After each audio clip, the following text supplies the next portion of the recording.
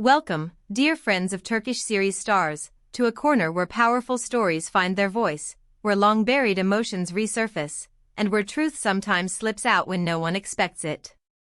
Before we dive into the heartbeat of today's tale, make sure you're subscribed, leave your thoughts in the comments, and tap like to support our work. Your presence here helps Turkish series stars keep bringing you the intimate, behind-the-scenes moments that everyone talks about later.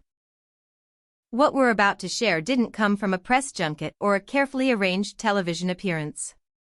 It arrived quietly, not as a headline but as a whisper, a poem, handwritten by Hzal on a white page, a fragile confession released without fanfare. And that delicate gesture, almost secretive, rolled through the entertainment world like a tremor no one could predict.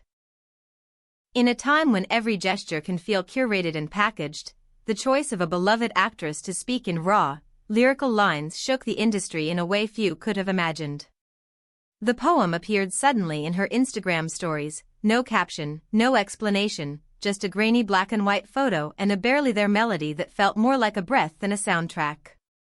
Fans noticed the absence of names, but they also felt the unmistakable presence of someone evoked in the spaces between the words.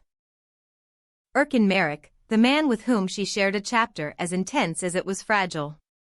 Their history, always complicated, always real, seemed to pulse under the rhythm of each stanza. The lines weren't accusations, weren't shouts, and certainly weren't vows. They read like confessions made at dawn, when the heart finally allows itself to be honest. One phrase, freely rendered, struck like a bell in the quiet: "You slipped into my heart like a slender knife and never found the exit." Within minutes, screenshots circled the globe. People shared interpretations, memories of their own, even private heartbreaks they had never dared to admit aloud. A secret turned public, the whisper transformed into a chorus. Sources close to Hzal confided that this poem was born after she saw recent photographs of Erkan with another woman. Not jealousy, they emphasized, but a piercing kind of nostalgia. The kind that lets you know a door you thought was locked still moves when the wind touches it. One friend, speaking softly, described hearing Hzal say through tears, "It isn't rage. It's remembrance. It's that ache that keeps breathing even when your mind begs it to sleep." The public reaction was immediate and overwhelming. Hashtags proliferated. Fan pages translated lines into Italian, Spanish, Portuguese, and Japanese. The poem's words became a mirror in which thousands recognized themselves. Another fragment, quickly crowned the public's favorite, was quoted again and again: "You left the door barely open, yet your shadow kept resting on my pillow." That image, that simple intimacy, carried the weight of love that doesn't quite die, the kind that lingers like a scent even after the window has been opened. The media machine roared to life. Talk shows began their broadcasts by reading the verses as if they were priceless artifacts. Columnists debated whether Hzal's act was an artistic leap of courage or a coded dispatch to Urkin, a way to speak without naming. Others ventured further, wondering if the poem reached out like a steady hand to a past that never stopped echoing. Inevitably, journalists reached out to Urkin. He refused to confirm he was the subject of the piece, and he certainly didn't deny it. He simply said, with that measured calm that always hides more than it reveals, "Hzal has always been someone who feels deeply. If those words are hers, they deserve respect." A brief statement, yet bursting with subtext. One insider said that Urkin reread the poem multiple times, then retreated to his room and asked for solitude. No dramatic proclamations, no staged reactions. Only the heavy quiet of someone who has been touched exactly where he thought time had turned everything to dust.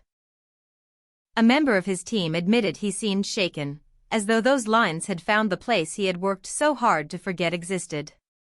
At this point, dear viewers of Turkish series stars, we have to ask, what do you hear in Hzal's lines? Are they a reverent goodbye or a note slipped back across the table to a love that still flickers? Do you sense unfinished business between them, or the clarity of a well-closed chapter? Leave your thoughts below, because your voices give shape to the stories we tell. Meanwhile, rumors gathered momentum about a private encounter. According to whispers, the two were at the same exclusive gala, invited by different hosts, seated far apart, and yet their paths crossed for a moment few notice and no cameras caught. People in the room speak of glances that felt like conversations and a brief farewell that left the air humming. Was it coincidence, or a conversation in silence? The press gnawed on the question while social media built entire narratives from what was merely suggested. And while that was unfolding, the comments under Hzal's post turned into a confessional where strangers held one another up. Stories poured in: lost loves, ajar doors, shadows on pillows. A fan from Argentina wrote, "Thank you for saying the thing I can't even admit to myself." Others responded with their own hurt and hope, turning a single poem into a shared room full of whispered confessions. The story took a deeper turn during a live broadcast from Hazal's home. The lights were soft, the room unadorned. Her voice trembled just enough to make the truth palpable. "I didn't set out to create a stir," she said. "I needed to let go of what has been weighing on me for too long. This isn't a provocation, and it isn't a message to anyone. It's just how I heal." Yet, despite that explanation, many heard confirmation in the spaces between her words. When someone asked her plainly how she still felt about Urkin, she paused, searching for something she could live with after the live ended.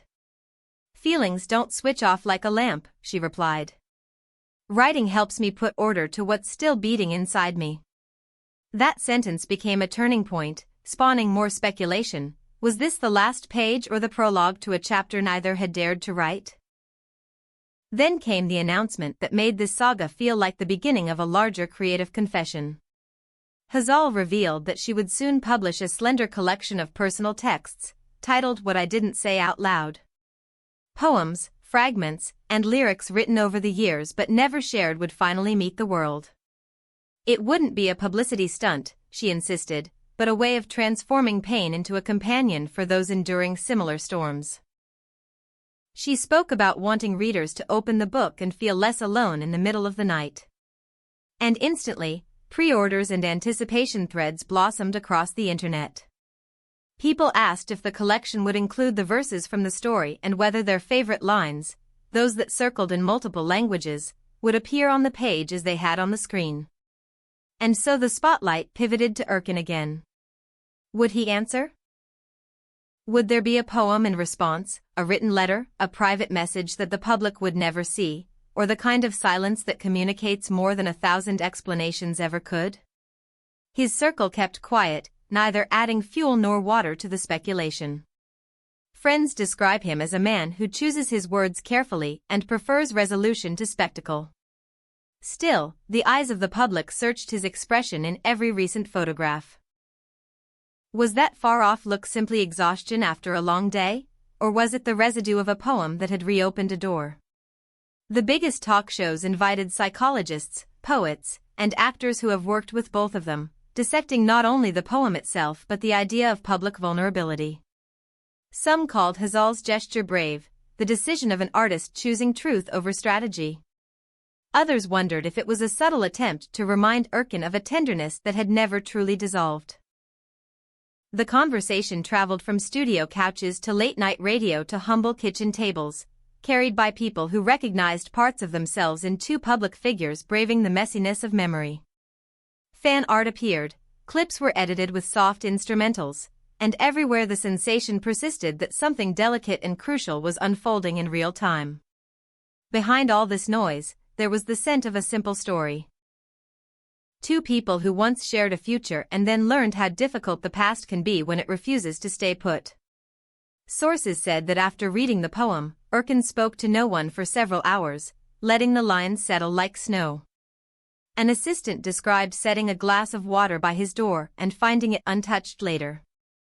Another person in the know remarked, "He seemed like someone who recognized himself in a mirror and didn't know whether to look away or lean closer."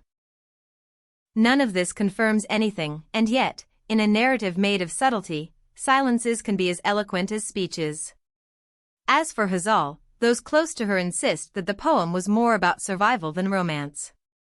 They describe long afternoons of writing, throwing out pages, and starting again, trying to craft a version of her truth that wouldn't wound others and wouldn't sterilize her own feeling. She set boundaries in that live appearance: no names, no allegations, no weaponized metaphors.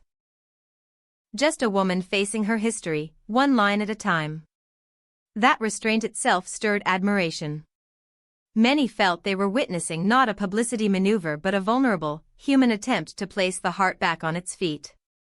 Now, with the book on the horizon and the poem still resonating, the speculation continues. Will there be a meeting, this time not accidental? Will they choose to honor what has been felt by acknowledging one another away from the cameras? Or will they continue their paths separately, grateful for what was, cautious of what could reopen old wounds? The next week's promise answers, or perhaps more questions. Either way, Turkish series stars will be here to follow every beat, attentive to the fine line between curiosity and respect, because stories like this deserve both. Before we wrap up, don't forget to leave your thoughts. Did you hear farewell in her lines, or a small, persistent hope? Do you think Urkin will respond, or will silence be his reply? Like, comment, and make sure you're subscribed so you won't miss a single turn in this unfolding tale. And tell us which other actors and couples you'd like us to explore next. Your voice shapes what we bring to you. Thank you for being with us today. Until the next pulse-quickening chapter, always here on Turkish series Stars, where feelings become stories and stories become the moments we all remember.